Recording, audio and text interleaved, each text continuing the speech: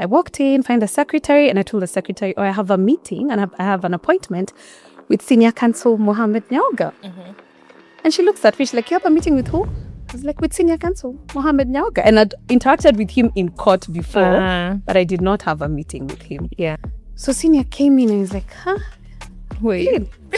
He remembers me from court. He's like, Lynn, I'm being told I have an appointment with you.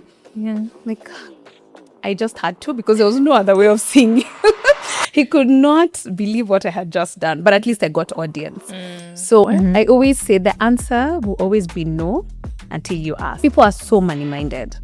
It's more of how much are you paying me? How much are you paying me? How much? And sometimes it's more important to get your foot in the door than how much they're paying you.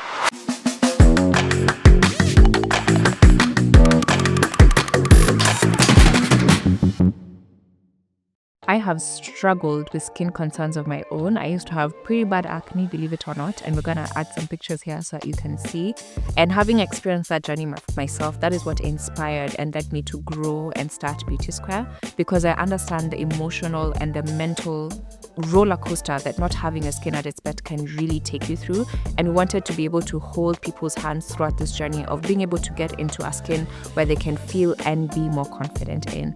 Beauty Square is a proud sponsor of this podcast, and we are a retail cosmetic business where we offer skincare solutions in terms of products. So we have skincare, hair care, body care, and fragrance for both men and women, and we retail from your TikTok favorites to your cult favorites to the products that we've tried and tested, and we know that we're going to help you with getting your skin from point A to point B. Then we also have our sister brand called Sage Skin, where we do the same thing of helping our clients achieve the skin of their dreams through services. And these are treatment facials like chemical peels, microneedling, algae peels, all kinds of treatments. And we also have supplementary services like body scrubs, waxes, and massages. Our wax technicians are really good, and we have amazing packages as well that we put here on the screen. Please patronize our businesses so that we can keep bringing you Founder Diaries, and you can use the code FOUNDER10 on the Beauty Square website, beautysquareke.co, to save some coins and let them know that we sent you. Thank you for tuning in. Hi guys, and welcome to season 2, episode 3 of the Founder Diaries. We are so glad to have you here. Please make sure that you subscribe and follow on whatever platform that you're listening to or watching this on. And I'm so happy to have you here once again. My name is Yvonne Kanyi and I'm your host. And today's guest is Lynn. I'm going to let her introduce herself and then we'll get right into it. My name is Lynn Ngugi. On my social media platforms, I'm known as Miss Turu. I wear many hats. I am a mother of one. I'm an advocate of the High Court of Kenya. This is my 9th year of practice.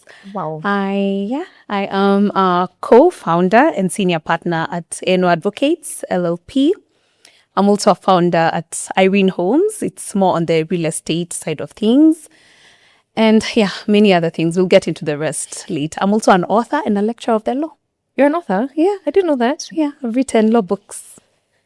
Interesting. You learn something new every day. Yeah. All right. Welcome on set. So the reason I wanted to have Lynn on, because I think when we first met, I realized you're a lawyer, but you have all these other businesses that are around you. So I was curious to pick your business mind, because it's clear you have an entrepreneurial spirit. So I want you to first tell us a little bit about your origin story, a bit about your uni life, how you got your first job, that specific story about how you got that first internship. Yeah. Okay. So I did the usual route. So I went to, I did my undergrad and then went to Kenya School of Law. But before I went to the Kenya School of Law, I did look for an internship. So I finished school August, and then there was that break until January when Kenya School of Law starts. So I needed an internship just to understand how the legal world works. Because for me, I've come to realize, not intentionally, but as reflex, I don't go into things blindly. I need to have a feel of what to expect. So I got my internship at Judith Ongori, the late senior counsel. I did it for 6 months, and then now I joined the Kenya School of Law. So when I was working for her, I did an amazing job. She loved me as an intern. So of course, I'd already automatically secured my position for pupillage. So pupillage is internship, but post Kenya School of Law. So once you do your pupillage, now you're admitted to the bar. So I finished, I did my pupillage with her as well. I did really well still. And then now I left for my master's in the UK. So when I went, I automatically, you know, that entitled mentality that Judy is my friend. I did really well. Of course, if I come back, you're giving me work. So in the back of my mind, I knew I'm coming back to work with Judy. But when I was in the UK, we closed for, I think it was April. We had a break. And in my head, I was like, you know what? I cannot have come to the United Kingdom and not worked in a law firm in the UK. So I started looking and doing my research. And then we had like a seminar thing where law firms in the UK came to our uni, gave talks. I got contacts. And then now I applied. But what helped my application is I have this principle where any space I go to, people will remember me by name. I'm not just going to be one of the people in the crowd. So if it's like Kenya School of Law, I'll be sat at the front. I'll be asking questions. I'll be answering questions. So the lecturer will remember me on a first name basis. So the same thing with that seminar. So when I was applying to the partner, it was more of, you know me, we've interacted. I'm looking for work experience. And I got my internship at Freshfields, Brackenas Deringa. It's in London and it's a top 100 law firm in the world. So that was a very interesting experience that I hold dearly to date. So then fast forward, I am done with my master's. I come back home and I call the late senior counsel, Judy Thongori. I'm like, hi, Judy, I'm back. And when do I start working? You know, I'm not even sending my CV. Like when do I come to the office? Yeah, I'm not sure when do I come. You know, so she was like, okay, Lynn, you come see me, etc. So I go, I see her. And she tells me, Lynn, you know, you're now an associate. I can't take you in as an intern. So I was like, where are we going with this conversation? Because it doesn't sound like you're giving me a job. Just show me to my desk. So she was like, oh, you know, I don't have space to take you in as an associate. And the only space I have is for pupillage and I can't take you in as a pupil and you've been admitted to the bar. So that really broke my spirit. So I went back home. I was so sad. I sulked, which is not good, but I did. And then I remember telling my uncles and my dad, I was like, please, guys, just help me find a job. And I remember one day I was seated on the couch watching TV. And I just, like, thinking to myself, I just thought, okay, I am so entitled. I'm sat here on the couch waiting for my uncles and my dad to find me a job as I watch TV. How entitled can one be, you know? So I decided to also be involved in the process of finding a job. And I remember that evening, my dad told me, oh, there's this law firm, they'll give you space. And in my head, I was like, no, I don't want to work there because I'm not diluting my CV. Because I had worked for senior counsel Judy Thongori. I've worked in Freshfields. Now, this law firm you're sending me to, I think we are losing track. We're not going in the right direction. And I realized I couldn't fault them because they are not lawyers, so they wouldn't know where to check. So I remember I printed my CV, my cover letter, and I told my mom, you know what, tomorrow I'm going to find a job for myself. So I start with MM, Mohammed Muigai. So that's the law firm by senior counsel Mohammed Nyaoga and Professor Githu Muigai. I walked in, I remember it was early morning, I was there by 7. I walked in, find the secretary, and I told the secretary, oh, I have a meeting and I have an appointment with senior counsel Mohammed Nyaoga. And she looks at me, she's like, you have a meeting with who? I was like, with senior counsel Mohammed Nyaoga. And I'd interacted with him in court before, but I did not have a meeting with him. So she looked at me, the confidence, she was like, okay, put me in a boardroom, and then went and called senior counsel. So senior came in and he's like, wait. Lynn. He remembers me from court. He's like, Lynn, I'm being told I have an appointment with you. Like, I just had to because there was no other way of seeing it. He could not believe what I had just done, but at least I got audience. So we had a conversation. I told him my main reason why I was there is that I want an opportunity to get work experience. I was like, don't even pay me. I just want work experience. Because previously, remember, I had worked for senior counsel Judy Thongori and all she did was family law. So I didn't have experience in commercial, criminal, the other areas of law. So I told senior counsel Nyaoga, I was like, I just need work experience. Don't even pay me. I don't mind even sitting with the pupils. It's fine. So he looked at me, was like, but why would you want to work for free? I was like, I just need the experience. I don't mind. I'm the one who's volunteering myself. So then he told me, okay, give me 1 minute. So he went, got the other partners, including Professor Gitu Muigai, and then I was called to a boardroom. So I met him. I almost ran away because I was like, oh, okay, he's getting serious real quick. Yeah. But I was excited. I presented my case. I was like, yeah, I want experience because I've worked in family law. I don't know this other side of the spectrum. Kindly just give me an opportunity to step in and work. And they're like, it's okay. You can report on Monday. I could not believe it. So now before we get to Monday, I leave. I'm not going home. On my way home, I needed to pee. And in town, it's very funny. I pee in one specific place whenever I'm in town and I need to pee, and it's at Java. So I walk into the Java, and immediately I walk in, I see Senior Counsel Ahmed Nasir Abdullahi. And I was like, no way. No, I could not believe my eyes, honestly. So, because I'd looked up to him for a very long time, and he's really good at what he does. So I remember I went upstairs to the washroom and I prayed. I told God, I need you to go before me. Go before me and soften this man's heart, because I'm going to approach him when I go back down. And I hope and pray it goes well. So I go back down, and he was having lunch with some other person. I don't know who that person was. And I was like, hi, Senior, how are you? He looks up, like, hi. I was like, my name is Lynn, quick introduction.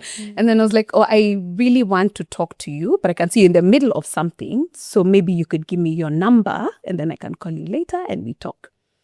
He's like, no, you give me yours. And I was like, I know how this script goes. So I told him, Senior, I really hope this is not one of those instances where you tell someone, give me your number, I'll call you. And then that call never happens. He's like, no, cancel. I'll call you. So I gave him my card. I'd already made business cards for my law firm. Let me tell you, immediately I was admitted to the bar. The next day, I had registered a law firm, Lynn Ngugi and Company Advocates.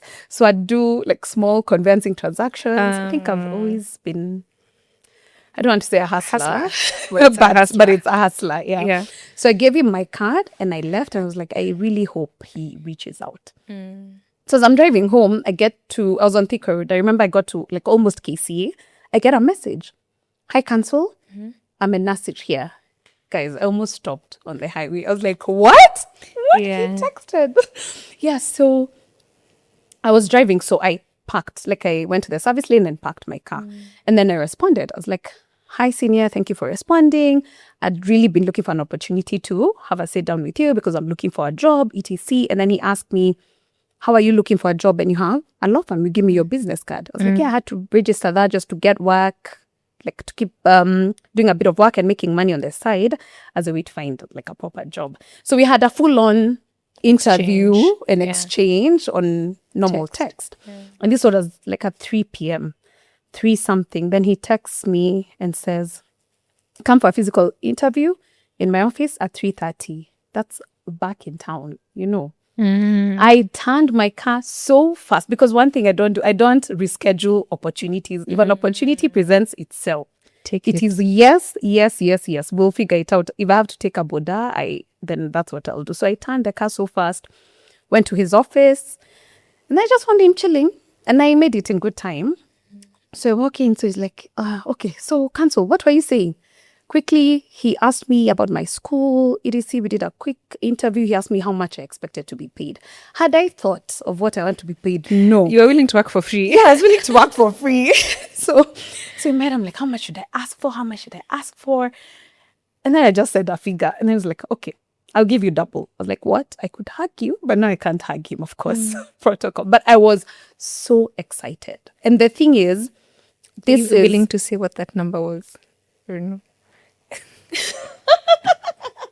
Okay, you'll tell us behind the tent. I'll tell you. I'll mention it in a few. Okay. I'll mention because it was a good number. He paid me. He does pay well. Yeah. So I remember thinking to myself, like, I must be dreaming. And it was so aligned because remember, I've come from Mohammed Muigai.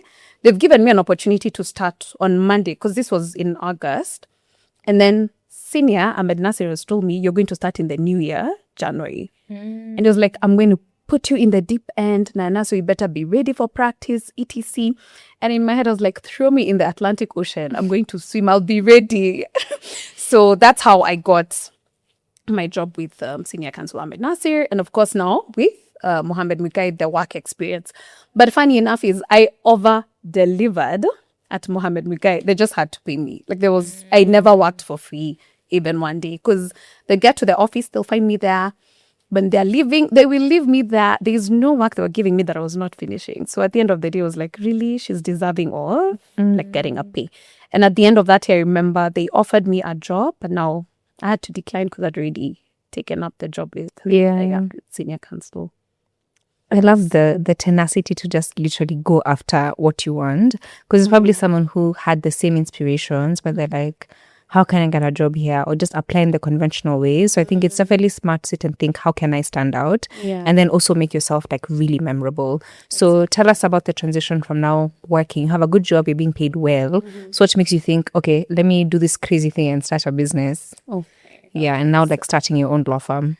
Okay. So, and before I even get into that, what you've just said about people thinking of the conventional way of like applying for a job, etc. And I think I mentioned this to you before. I always say the answer will always be no until you ask. So if you don't ask, it's a no. But if you ask, could be a yes, could be a no. So even with when I saw Senior Counsel Ahmed Nasir, I was like, if I don't approach him to always be a no, I'll never get to work for him. But if I reach out, there's a possibility I could get a yes. And in fact, I got to learn why I got the job mainly was because of the confidence to approach him. Because from what we know and how he is in court, he's a very tough guy. So it just go for it. People, no one will eat you. That's what I always say. So for the transition, I worked with Senior Counsel for 5 years. And then, so that wasn't the plan. The plan was not to stay that long. I'd hoped to maybe like work for 2 or 3 years. But I really loved the experience I was getting while there. And then, of course, life happens. A few challenges happened on the way. And then I decided to maybe stay a bit. And then now I got pregnant. And I got my baby. And that was something I didn't, I feel like people don't speak about how hard motherhood can hit you. And especially when you're a working woman. I feel like it's like a plane taking off and then you just crash mid-air. So I didn't expect how hard that would be. And after 3 months, so I took my 3 months maternity leave and then I did the extra 1 month of my leave days. But I just could not trust anyone with my child. And I realized that's a thing for some people. You just want to stay back and raise your child. So I thought about it and I was like, to work or to stay at home and raise my child, I decided, you know what, I'm going to resign. And how I resigned is a funny story because I'd not planned to resign. I knew I'd stay quite a bit, make partner, etc. And then I realized the mental stress. I'm in the office, I'm constantly checking my phone, what's happening at home, etc.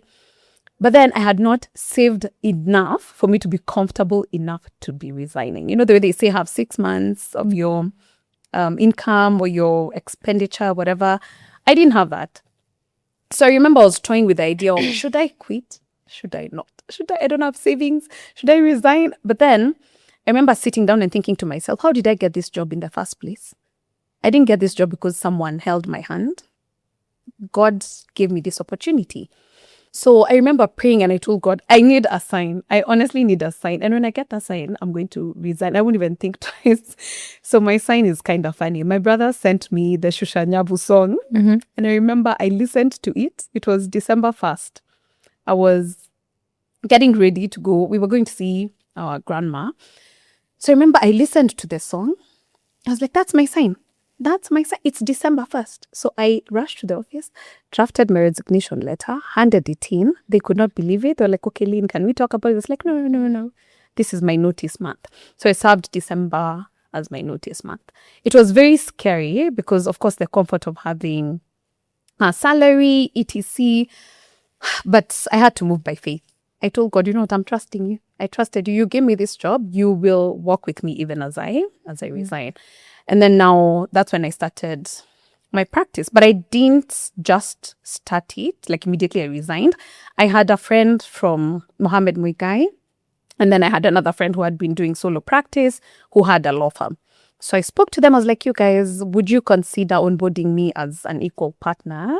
And then we see how this works. I promised to bring clients. I promised to work hard. They're like, But eventually they were convinced.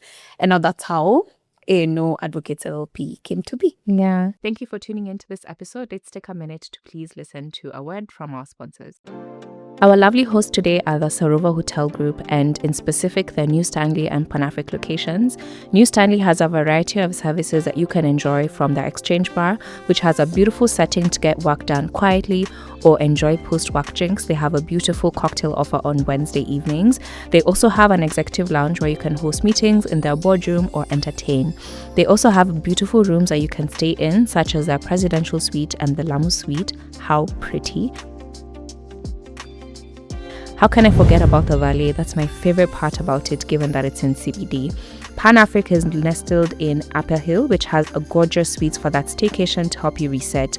Let's be honest, as founders and business owners, we're constantly overworking and could honestly always use that break. Now, what's unique about Pan-Afric is that they also have a wing that's entirely dedicated just for women and has beautiful feminine touches to make you feel even more at home. You can also enjoy services from their wellness center, such as the spa, gym, and pool. I have to add that the hospitality is truly unmatched, so the next time you need to book an in-city getaway or host a meeting, think of Sarova. Yeah. You've skipped many businesses between this story lead. Okay, let me tell us about, I guess, like the ventures you started. Okay, so before the law firm, especially. Before the law firm. Yeah. So, okay, they've kind of been running concurrently. So I had the law firm ongoing, and then so when I got pregnant, I was like, okay, this baby, we need to see how we are going to like really give this baby the best life. And I feel like I'm more, I don't know what term to use for my personality, but I always like to afford what is under my watch. So fine, the father is present, he's paying whatever, he's doing all those things. But even I, as the mother, should be in a position where, should anything happen, I can still maintain a certain lifestyle. So it's not, I don't just sit back and think, okay, someone else will cater for this.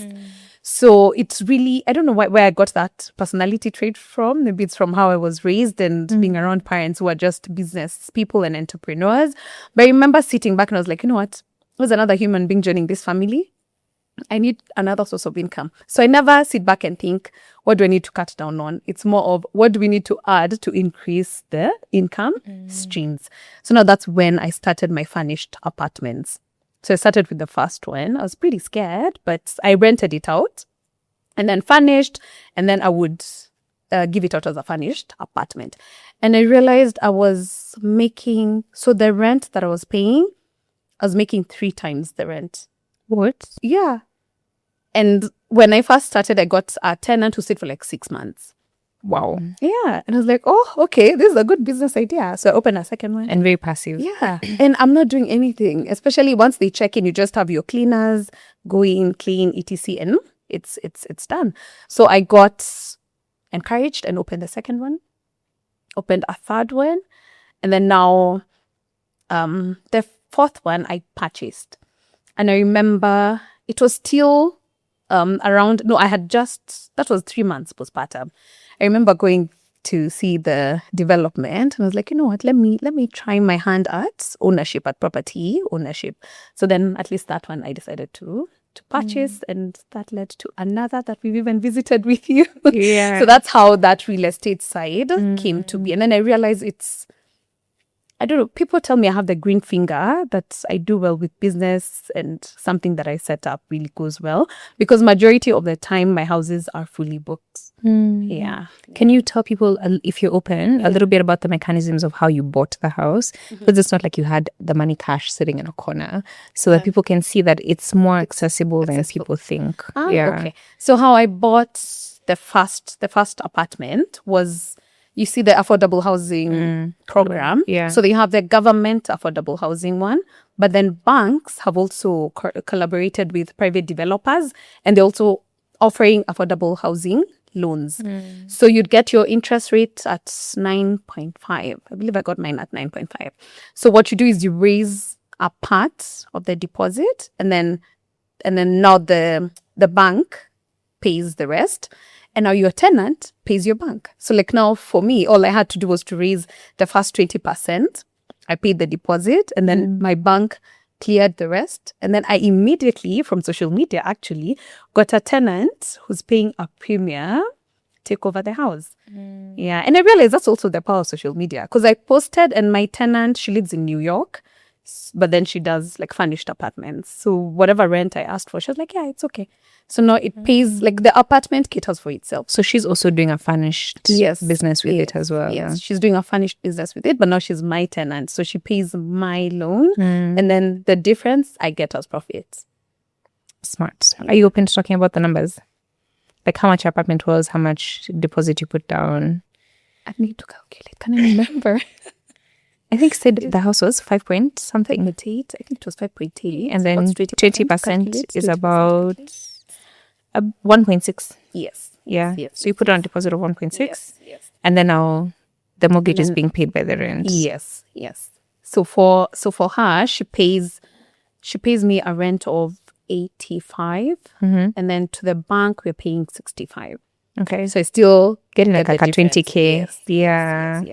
But then now the second one, that one, at least it has a payment plan. So at least that one I just put in the deposit, and then when I get money, I pay, because it's off plan. So it's also, I'd also recommend people buying off plan, because then you don't get the pressures of having to pay the entire amount for it. I think our generation is going to have to put in a bit more effort to own property, because I think maybe it's not as affordable and as accessible as it was for our parents' generation.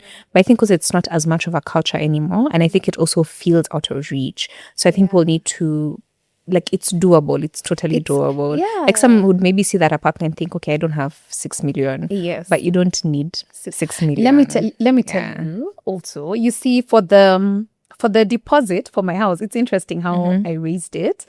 I first went and saw the house and I was like, oh, I love this place. And then they told me, you need 20% deposit. I was like, huh, okay, 20%. I just left my job. I didn't have savings. How are we doing this? But I really want this house. So I brought my friends and my contacts. I was like, guys, there's a house being built here. Come see. So I went. I have, I believe, 7 of my friends have bought houses in that apartment. And for every house bought, I was being paid commission. So they paid my deposit. The full amount? Yeah. Because I have like one was my client. She came, she took 3 houses. Yeah. And then I have my close friend. She also got a house. Like, and then I told them, instead of paying me commission, just put it to my house. So, you know, my mom has a saying. She says, money finds you when you have something for it to do.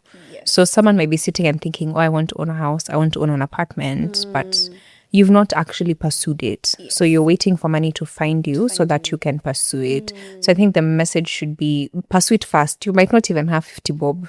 Pursue it fast. And then, like you're saying, there are ways that you can figure out a way for it to happen. The universe will just conspire for it to happen for you. And also another thing I always say is that, and I constantly say this, if you're around 4 millionaires or 4 billionaires, you'll be the 5th. Because you see, I was around people who have purchasing power to buy houses. So I was the 8th homeowner. So they're the 7 who put in their money, but I'm getting commission from theirs.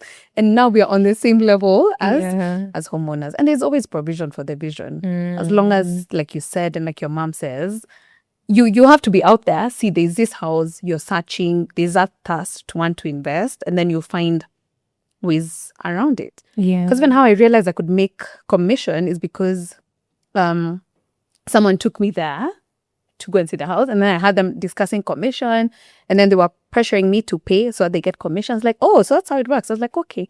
So I got people to pay mine, and then she got paid for my purchase. Yes. Yeah. So yeah, the money is out there. Tell us about the other business ventures. Okay. I have, I'll tell you about one that didn't work out. Yeah. I founded, I was a co-founder of a salon called Kike. And I started this, actually, I was still working for Ahmed Nasser and a senior counsel. And then we started it with friends. So we were 4 friends. Now, I remember we were 3 actually at first. And then let me tell you, if there's a project I've gotten in blind and a lot of guesswork, it was a salon business. So we got in, 3 of us, we raised money. As we go, the money wasn't enough. And then we're like, okay, let's add another friend so that she brings in capital. We did not look at this person's work ethic or commitment or even interest in the hair space. So we get in, we are 4 friends, we are running this business, but then there was a lot of strain. Because of course, because I'm in the social media space, I was expected to run the social media for the salon. But then also procurement is mine. And with my other friend, I can name her, she's called Olive. So she wouldn't mind. But yeah, so it would be like mostly Olive and I carrying a lot of the workload. Yes. So it started getting strenuous. And then halfway through, one of the friends wanted to leave. But can you imagine? Shame on me as a lawyer. We had no partnership agreement. It was just purely friendship. We've come in, we've started a business. So this one person decides I need to leave and I need my capital back. And you're asking, and we just started business. We don't have profits. So we were breaking even. We were not making like enough to repay ourselves back for the investment. But at least we could pay our bills, we could pay the rent, etc. So now one of our friends offered to buy us out. But the headache that was that business, I was like, you know what, it's fine. It's always good. They say a good sportsman or whatever knows when to exit. So for me, I was like, you know what, let me just exit. At least I exit with my capital because I get to be bought out. Long story short, that business was run down. Now it's sold to a 4th party. I don't even know how they run it to date. But I learned what I took from Kike is invaluable, because nowadays I'm very strict with my businesses and the agreements. If we are partnering with anyone, or the partnership agreement is as solid. Yeah. Even for my law firm, we made it so solid, and it's because of my experience in the salon business. So it was like and we actually removed one of our partners from the law firm because they were not meeting the end of the bargain. But then it's written in the agreement. You'll not come and say, oh, we are friends. Why are you treating me like this? No, just read the document. What does it say? And you leave as is. You're not asking us for capital. You're not asking us for anything. You just walk out of the door because you're in breach of the partnership agreement. So I did learn so much, and even how to manage and handle employees, because you'd find some people coming to work, they're drunk. You get clients complaining. It was quite something, but I learned so much. Now that you've brought it up, what are some legal mistakes you see a lot of small businesses making? I'd say mainly is treating yourself like a small business. Just think, you see, I always say, decide before you have to decide. So you're starting, and when you're starting, there's no income coming in. So people will tend to try and put in the work or put in a face, put in an act. But then when money comes in, it brings strain. So it's always good to decide how will profits be distributed. So if you're a small business, if you're a sole proprietor, like it's just you as an individual, it's easier because you'll only be disappointing yourself. But it's a partnership. Please use legal counsel. Just go find an advocate, have a proper partnership agreement drafted, agree on the terms, if it's contribution of capital, if it's duties, how do you bring in employees, so that one person is not constantly bringing their relatives and you can't refuse. Like have proper structures in place. And even profit sharing, the margins, how much do you take? Pay yourself a salary and agree on the process of increasing this salary. So that you're not partners, you made $1 million, like, hey, let's divide by half. And then next month you don't have rent. But you see, if there is documentation on how money is distributed, it becomes easier. When you get to places where you're dealing with millions of money, there's no conflict. Because, for business, I always say, this is not a marriage without an end. It's a marriage with an ending, and a very possible one. So we need to see the ending at the beginning. So if things go south, how do we amicably resolve them? And I think we should approach all business dealings with that mindset, because even something as simple as a contractor to fix up the store, make sure they sign a contract. What happens if they don't complete, or if they don't complete well? I think I've learned that lesson very painfully. So I think having a lawyer on retainer, I think, is actually maybe something that some businesses should think about, especially if you're constantly having such transactions, but also just have a lawyer who you can call to draft these agreements. no verbal agreeing. Exactly. Ati tumeelewana. Exactly. And the good thing with retainers, I feel like people run away from retainers thinking it's expensive, but it's usually cheaper because we agree on a fee and you're paying it monthly. But whatever contract you come across, if you're walking into even meetings, you're free to call your lawyer to come in and just listen in, and it saves you the legal costs you pay in litigation. When we're going to court, you'll pay me millions, as opposed to maybe we'd say we can have like a retainer of 50K or something. Yeah. That's cheaper and saves you the bigger chunk. And it's good to invest in your business. Absolutely. Yeah. So now back to the business side. You know how they say being a doctor is not the same as being able to run a hospital, or now being a lawyer is not the same as being able to run like a law firm. Although you can't own a law firm if you're not a lawyer, can you? Yes. No, you can't. Okay. But I'm just curious, what were some things that shocked you about the business part of running the law firm that maybe you had not foreseen? Yeah. Okay. So I'd say the biggest lesson, first of all, I learned is that there are people who are good employees and there are people who are good business owners. So when we first formed our partnership, we were 3, now we are 2. The third person, I'd say, is a good employee because they'd do well. They were doing well where I saw them working. But when we brought them on board as a business partner, carrying the weight was not, they were actually carrying no weight. Because you see, in the legal field, when you're working as an employee, it's very different. You don't realize the weight of getting fees. Because in a law firm, it's not like where you're selling things, so you're sure we'll make this much in sales. It's you open a file, the client will pay the opening fees, and then maybe that file will run for like 10 years. So how do you ensure whatever fees you've charged makes financial sense to your law firm? Does it, so from the point of you've opened the file, who's working on it, how much are you using on disbursements, like if it's serving documents, if it's printing costs, etc. Those ones I had to learn. Like some files I charge, and then you realize we spent so much on this file, but actually it's pretty much pro bono. But then you can't go back and renegotiate a contract. That's why I say it's important to have things in writing. So if you meet a client and then there's a letter of engagement, then what you've agreed is what they're paying. So now I've learned also to kind of ask for deposits and not like the final fee note at the point of engagement. Because sometimes clients are also not truthful. They would paint the whole picture. You'll get in and realize it's too muddy, too many cases, and you undercharged. So that is something I learned the hard way. And then also managing employees is a whole new ballgame. And I learned that you can never be a good employer. That should never be the goal. The goal is not being nice. The goal is not being loved.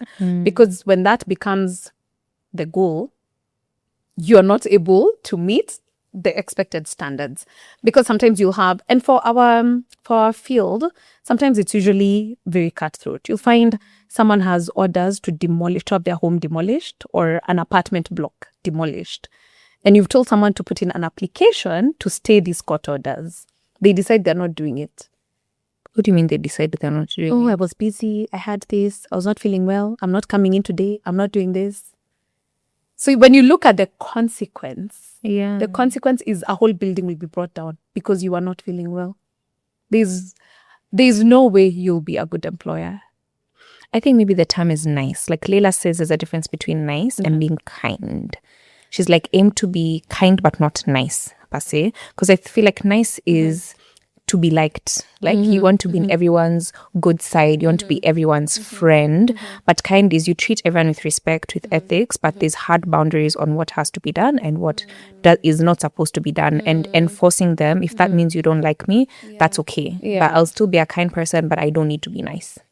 I think that is the difference. Especially if you struggle with people pleasing, I think it can be a really hard boundary to figure out. And I think, unfortunately, entrepreneurship is not something like we are taught. Yes. Like you have to learn these things on the job. Like, like law, you are taught how to file a motion and do all those things. But these things you have to learn on the job. And I think you just have to learn those with experience. Because I think we all start out being like, okay, we're all here running like an office. Like, it's nice if we just get along and we're nice to each other. And then things just don't go according to plan. It's true. And I remember even for me when I was working I remember we were at Judy's.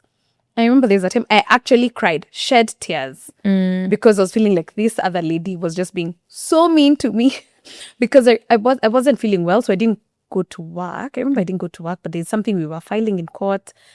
But I just wasn't feeling well, and I'm an intern, but I'd not understood the weight of these files. So there's a lady, our client, lost custody to their child. So I'm telling you, because you didn't file something? Yes. So you see, when such things, even kindness leaves the room because everyone will be yelling at you.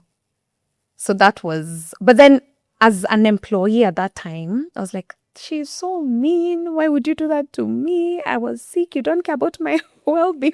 But you see, it's not even about my sickness. I should have handled it better. Maybe I should have assigned it to someone else, communicated to her beforehand, because you see, we had to file it overnight. So in the morning, we have our application in court, etc. And then the proceedings don't proceed in the direction that they proceeded. But as an intern, I did not have that kind of understanding because that was before I went to the Kenya School of Law. I didn't know the intensity or the timelines that were required. So I remember after court later, the late senior counsel, Judy, she called me. She was like, Lynn, don't take it personally. Sometimes not even sometimes, often than not, litigation, when you're going to court, the pressure is too much and it's pressure on everyone because you will make a slight mistake and someone is in prison for 14 years. So when you see someone being so strict or so harsh or whatever, just remember it's the files. It has nothing to do with you. So now that I'm sitting on this other side as the employer, I'm understanding them better. But when I was the employee, I could not really understand because the buck does not stop with me. It stops with someone else. I'll mess up. The client won't make noise at me. They'll make noise at this other person. So you see, and I remember she always used to say, it's my name on the letterhead. So you're not going to have shoddy work. And then it's me who gets embarrassed at the end of the day. So that has really changed since now I'm sitting on this other side. So I remember there's one colleague who told me, Lynn, don't even try. You just, like you said, be a kind human being, but then deadlines have to be met. What needs to be filed needs to be filed. What needs to be, like there's one thing that happened last week. I remember I was so upset I needed to sit down. So an intern in our office, I give them documents. The clients have signed. They're conveyancing documents. The clients have signed. The purchaser, the person transferring, etc. We are done. Then, in his wisdom or lack of, he sees a mistake on the other advocates. They had left out, I think, like a letter, like one letter in the document. So he decides to tear them up. Thank you. Thank you. And the person selling, so our client was purchasing. So the seller had traveled. He's not even in the country. And I've even sent out emails. We are done. We've executed. We are ready. My dear intern has torn my documents. I sat down. I was like, how do I deal with this one? Because, I told him I need it fixed. So we had to DHL then for documents to be signed again. It's very embarrassing because now you're coming back again to your client to sign. Why are we signing again? I thought we signed, So it's very small things that you have to deal with as an employer that I had not envisioned before. But also I'm learning. I'm extending grace because, for example, I have lost a loved one while in employment, and I know how that feels. And I've also been pregnant while in employment. So in such areas, I do extend grace. Like I remember telling my partner, here maternity leave is 6 months with an option of working from home until your child is 1 year. And he was like, oh, I was like, yeah, it's hard. I've experienced it. We have to give grace. And he was like, he agreed because he also saw the wife go through the same thing. So there are things that I adjust. Even compassionate leave. I'm always like, how can you give someone 7 days to mourn their mother? How does that even make sense? You'll come back, but you're a shell of yourself. So for such things, I do extend grace. Yeah. Okay. Yeah. Thank you for tuning into this episode. Let's take a minute to please listen to a word from our sponsors. Hands up if you're a business owner who heard about the 18's mandate last year and you were either confused by it or didn't quite understand it, are hoping it doesn't affect you or that it's going to go away. Unfortunately, it's not going away, and eTeams is here to stay. So eTeams is basically an invoicing system, electronic, that allows Carrie to kind of be in touch with your income as you bring it in, and also your expenses as they're being brought up against you. Now, it's important that you have this in place because that's the only way you're going to be able to file your taxes, because now the system will simply auto-populate. It sounds like a lot, I know, but this is where DigiTax comes in. DigiTax is basically a service that allows you to be able to raise your eTeams invoices in an easy, much more seamless way. And the best part is they can integrate with an existing platform that you're already using, like UserPoint or Odoo. There's quite a number that we list in the description box. That way, when you're making your sales, you don't have to separately go in and log an eTeams invoice. It's extremely important that you stay compliant, because otherwise it's going to cost you money. Go to digitax.tech to book a demo and look at how the whole thing works. And it's only 10,000 bob per year for an user's profile, and you can have multiple accounts under one. You're welcome. The other ventures. Yeah. Okay, so currently there's one that I'm working on. It's an event space garden. I'm thinking of putting a restaurant, but it's still in the works. Though the gardening is done, the landscaping, everything is done. And this project is really, really close to my heart because I got it from my legal practice. I remember I had a client who we were struggling on how I'm going to be paid my fees. So we decided and this is the thing again in business, you have to really think wide. It's not just one shoe fits all, one size fits all. So she couldn't pay my fees in terms like of cash payment, but she had assets. So it's like, I suggested, let's then compensate with property since you don't have cash. And she was open to it. She was like, yeah, okay. But before that, I remember when we used to go there a lot, I took a picture of that road. And I was like, God, one day, I need to own property in Tigoni. I cannot just be coming here to see other people's property and fight for property in court. I will one day own land here. So fast forward, she agrees. And I was like, oh my God, God hears and he answers. Yeah. So that's how I got that property. And then I spoke to an engineer because I wanted to fence it. Because the lawyer in me, when you get property, possession is putting up permanent structures. So that was the first thing I thought to do. I was like, let me fence it as I figure out what to do. I reached out to this engineer. They give me a quote.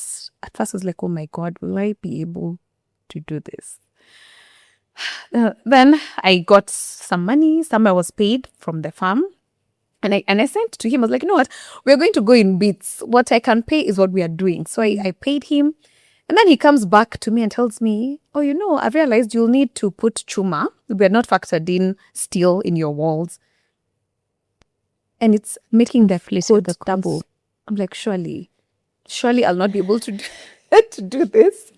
But eventually we start. And I keep saying this, provision for the vision. Like you need to have a vision and go for it. And eventually, somehow things work out. Yeah. So I fenced once. I remember I first fenced one side and then I was like, stop, tell the foodies to go home. I'm too broke. I can't live like this. This stress is too much.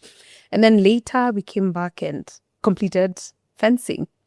So then now I started the landscaping bit. So it's bringing those tractors, the backhoes. I didn't even know what they were called before, but I learned. Now I can even drive them literally.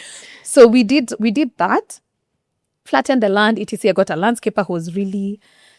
And I feel like I always throw myself into spaces where I have no idea how things work, but I learn on the job.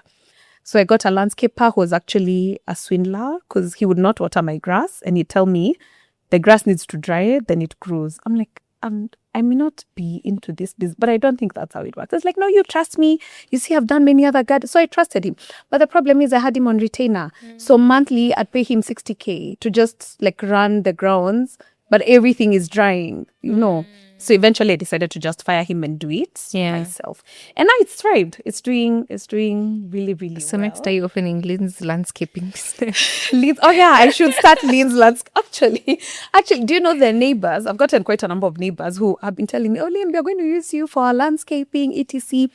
And another thing is when I fenced and did the landscaping, I brought in my former boss. I was like, oh, come see. she liked it and she bought next to me. And guess what? Again, Lynn was paid commission. So with that commission money, I brought in KPLC, brought the steamer. So that's how you still Keep the vision going. Yeah, keep the vision going and find loopholes where you can make money and position yourself correctly. Yeah. Because I always thought, this saying we're told your network is your net worth. I always thought it's just a saying that people say, but it really is, because guys, can I disclose this? Even Yvonne, I've taken her somewhere and I got commission. So really, you need to be sure who you're having around you as your network, because you can both learn from each other. You can both earn money from it. They don't need to get to their pocket and hand you money, but there are ways of So hopefully I'll launch it soon. I'll launch the garden soon and I'll tell you guys about it. Yes, tell us. And then hopefully if it's open by the time we're airing this, we can put the details. Oh yeah. Yeah, so if you have a wedding and you want to do it at a beautiful garden in Tugoni, you know the plug. Yes. So now we're coming to a segment that I call the technically segment. The what? We're technically segment, where we get to understand from a practical angle how you actually run your business, or just some elements of it. So what is one thing you must do every day or every week for the business? So the different businesses, I'll start with the law firm. So one thing I must do is we have weekly meetings. So touching base with just the employees and everyone and to know where we are. And going through, so we call it a weekly cause list. So that's all the matters that are coming up in court, so that we are not ambushed. So we pull out all the files a week in advance. So if we have matters for next week, we'll pull them out this week. So we go through the files, make sure we've complied. If there's anything we needed to file, we needed to serve, it's been done, and we know who is handling it. It's before which judge, etc. So that's one thing that we must do. And then just having the meeting just to touch base. And then with my partner, co-founder, this is something we do every day. We must speak every day. We agreed. We have to talk every day. It doesn't matter if you're just saying hi, but we have to talk so that we know what have you been up to today. So we always report to each other. So today I've done this, I've approached this client, this is where we've reached. If it's fees, I've pushed for this. So such things kind of keep you accountable. And then for the grounds, funny thing is, do you know I have a timetable for my life? You know that you have a timetable for food. I've had to create one for my life. So I'm like, on Tuesdays and Thursdays, I have to go to Tigoni. And I try and be there sometimes at 6:30 in the morning so that I can witness the watering of the plants and the grass so that it doesn't dry. So that's something I've been doing for my grounds. And then for the furnished apartments, I try at least twice a week as well. So because it's around the same direction as the gardens, I always pop in just to see how have the beds been made. Like I'll find they've finished, they've made the bed, I'll make the bed. Because I need to see are the bed sheets white, because I always try and give what I can stay in. So if it's a bed I can sleep in, it's fine. So always randomly just check and go see how the standard of cleanliness. That's always my point of checking. Yes. Okay. What do you wish more people paid attention to? In business?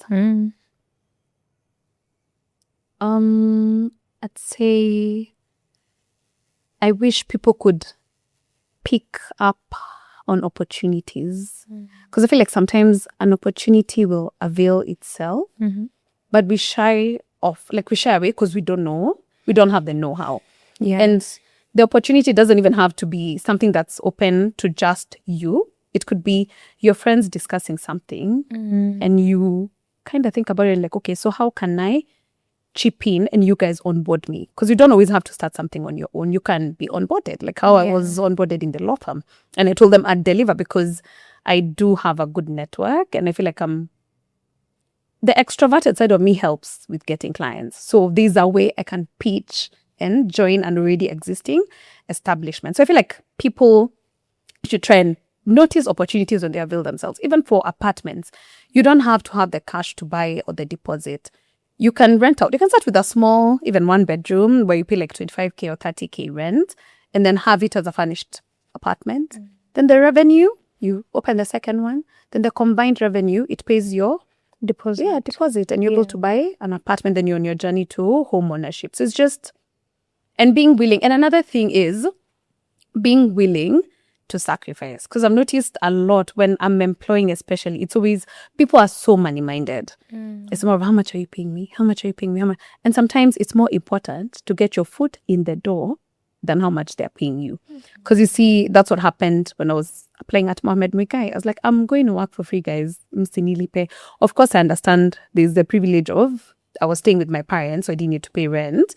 But that sacrifice of I can do it for free just to get my foot in the door. Because once you get your foot in the door, like once I got my foot into Mohammed Muigai, I made so many connections, including the former Chief Justice Willie Mutunga, who's now a personal friend. And I met him through working there, even directors at KCB, etc. And it was just from offering myself to even work for free. So sometimes when you have structure of where you want to go, what you want to achieve, it doesn't matter what you need to sacrifice to achieve. To get there. Yes. Of course, it needs to be morally correct. But yeah, if it means working for free for a month or two, just go for it. Get your foot. Once one foot is inside the door, it's so easy for you to lift the second one and fully occupy it. Yeah. I think there's also a way to think about it if you're thinking from an employee perspective is maybe they might be saying this is how much this role is paying right now and this is the work we're going to give you. But if you see opportunities for where you can make yourself valuable, usually like as an employer,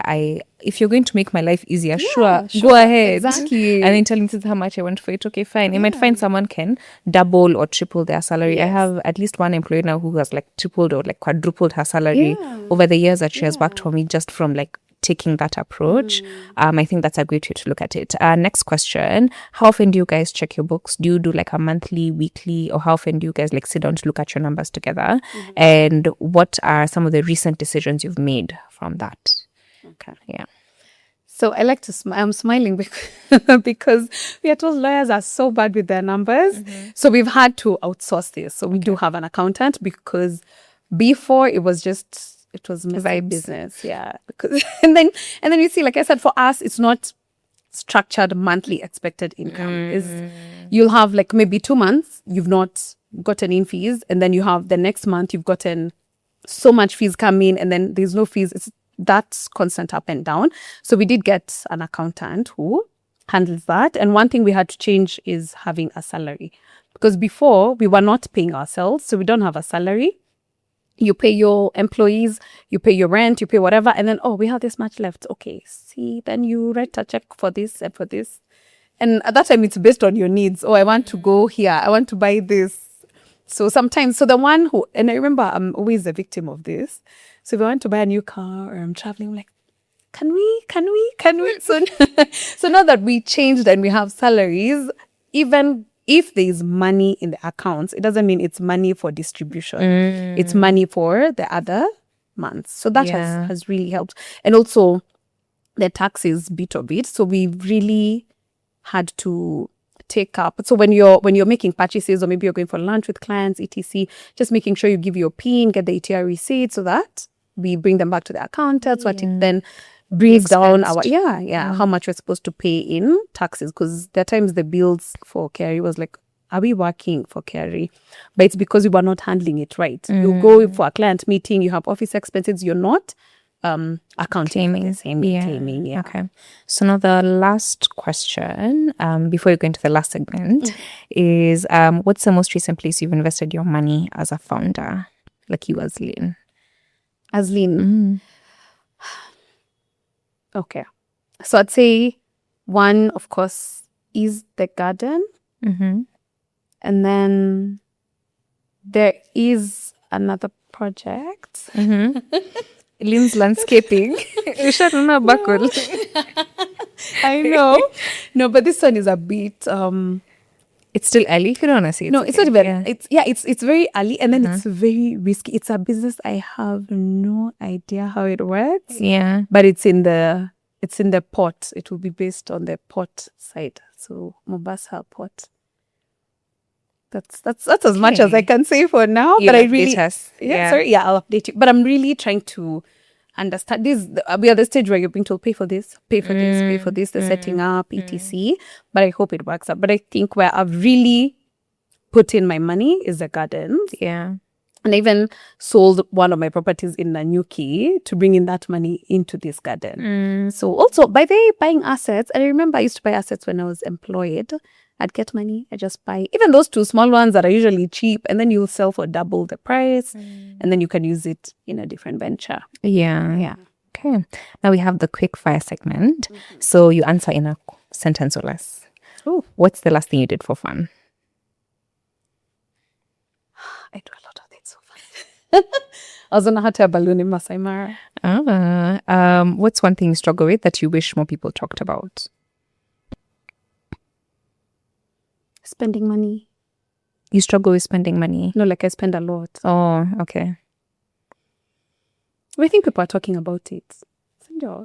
Like we have so many financial literacy classes. Yes. Yeah, but I overspend. I need to cut down on my spending. No, I think maybe you just need to find out why.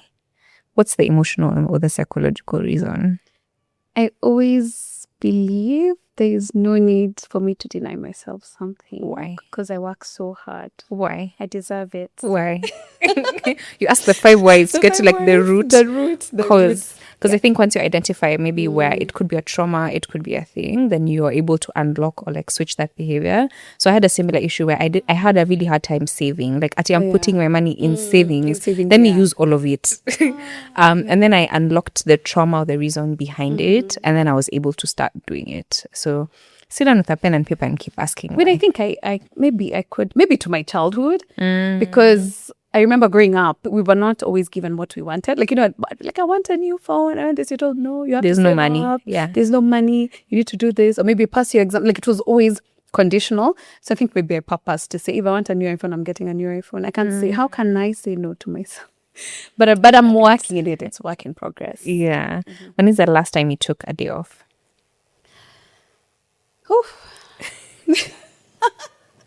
Wow. Okay. The Christmas holiday. Okay, and you're fully off. And remember, content creation is a job. Then it's been a while. Thought so. Yeah. So this is a 2-part question. So one, you tell us a question you'd like the next guest to answer, and then the last guest left you a question as well. So you can tell me the question first, and then I'll give you the question that they left for you. Okay. So, if they were to start a business and they are starting and all they have available to them as capital is like 20K, what would they start? That's a perfect question for the guests who are coming. Oh, really? Yes, I'll tell you. Oh, okay. All right, so the question that you were asked is, what difference are you making? What difference am I making? It's a very, very good question. What difference am I making? Okay. So in my legal career, the difference I'm making, I believe I'm making a difference when it comes to the pro bono matters I handle. So I always like to handle children's matters and people who, either if it's like sexual assault, and it's both genders, whether it's the man or the woman, and a lot of family matters, like where if it's adoption, so at least I ensure kids get families, like babies get families. So such matters I do for free. Oh, and I'm also a member of FIDA Kenya, so I do volunteer there as well. So that's the difference I'm making when it comes to that side of things. And then when it comes to people, I do have a few people that I mentor, although I struggle because I'm very busy and sometimes I feel like my plate is full, but I try where I can, like to offer tips, etc. But I feel like there's room to improve. But the difference I make mostly, I'd say it's in the legal side of things. Yeah. Okay, perfect. Yeah. Thank you so much for coming on set. We loved having you here, and thank you for tuning in. Please, as always, share your thoughts in the comment section. And this was episode 3. Yeah, this was episode 3 of Founder Diaries, and catch you on the next one. Bye.